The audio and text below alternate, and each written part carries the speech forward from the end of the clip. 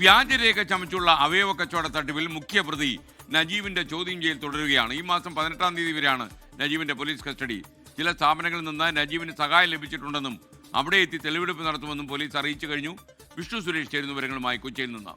Vishnu, good morning. Vishnu, police എവിടെ വരെയായി? Good morning. അന്വേഷണം ശക്തമായി തന്നെ പോലീസ് മുന്നോട്ട് കൊണ്ടുപോവുകയാണ്. ഇന്നലെ മജിസ്ട്രേറ്റിന് മുൻപിൽ നജീബിനെ ഹാജരാക്കിയിരുന്നു. അപ്പോൾ നജീബ് മാധ്യമങ്ങളോട് പ്രതികരിച്ചത് താൻ ആശുപത്രിയിൽ പോയിരിക്കുന്നത് തനിക്ക് 2 തവണ അസുഖം വന്നപ്പോൾ മാത്രമാണ്, അതല്ലാതെ താൻ ആശുപത്രിയിൽ പോയിട്ടില്ല, അവയവക്കടത്തുമായി തനിക്ക് ബന്ധമില്ല എന്ന വളരെ നിഷ്കളങ്കമായ പ്രതികരണമാണ് നജീബിന്റെ ഭാഗത്തുണ്ടായത്. പക്ഷേ പോലീസ് അതൊന്നും വിശ്വാസത്തിലെടുക്കുന്നില്ല.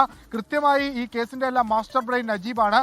വ്യാജരേഖ ഉണ്ടാക്കിയതും അവയവദാതാക്കളെ കണ്ടെത്തിയതും അത് വിറ്റതുമെല്ലാം നജീബിന്റെ നേതൃത്വത്തിൽ തന്നെ എന്നാണ് പോലീസ് ഉറപ്പിക്കുന്നത്. അതിൽ ചില സ്ഥാപനങ്ങളുടെ സഹായം നജീബിന് ലഭിച്ചിട്ടുണ്ട്. ആ സ്ഥാപനങ്ങളിൽ എത്തിച്ച് നജീബിനെ തെളിവെടുപ്പ് നടത്തണം എന്ന, പ്രത്യേകിച്ച് വ്യാജരേഖ ചമച്ച സ്ഥാപനങ്ങളാണത്, അവിടെ എത്തിച്ച് നജീബിനെ തെളിവെടുപ്പ് നടത്തണം. അതിന് 7 ദിവസം കസ്റ്റഡി ആവശ്യപ്പെട്ടു. 7 ദിവസം കസ്റ്റഡി നൽകിയിട്ടുണ്ട്. ഇന്നലെ മുതൽ നജീബിന്റെ ചോദ്യം ചെയ്യൽ ആരംഭിക്കുകയും ചെയ്തു. ഇന്ന് പ്രധാനപ്പെട്ട ചില വിവരങ്ങൾ പുറത്തു വരുമെന്നാണ് നമ്മൾ പ്രതീക്ഷിക്കുകയും ചെയ്തത്. നജീബിനൊപ്പം ഉണ്ടായിരുന്ന നജീബിന്റെ ഭാര്യ റഷീദയും പോലീസ് കസ്റ്റഡിയിൽ എടുത്തിട്ടുണ്ട്. ഇരുവരെയും ഒരുമിച്ചിരുത്തി ചോദ്യം ചെയ്യും.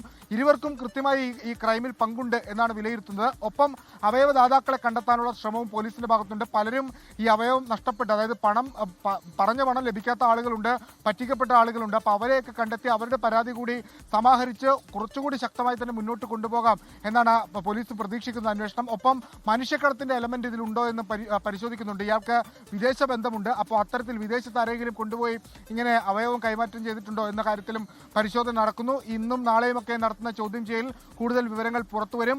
ഇത് ഒരുപക്ഷെ സംസ്ഥാനത്തെ ഞെട്ടിക്കുന്ന വിവരങ്ങളായിരിക്കും വരും മണിക്കൂറുകൾ അല്ലെങ്കിൽ വരും ദിവസങ്ങളിലൊക്കെ പുറത്തു വരിക.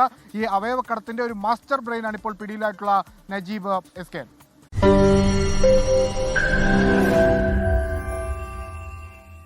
ലോകത്തെവിടെയായാലും ഏത് സമയത്തും 24 വാർത്തകളും ഓഗ്മെന്റഡ് റിയാലിറ്റി പാക്കേജുകളും എക്സ്പ്ലെയിനറുകളും വിശദമായി കാണാൻ ഞങ്ങളുടെ യൂട്യൂബ് ചാനൽ നിങ്ങൾക്ക് സബ്സ്ക്രൈബ് ചെയ്യാം.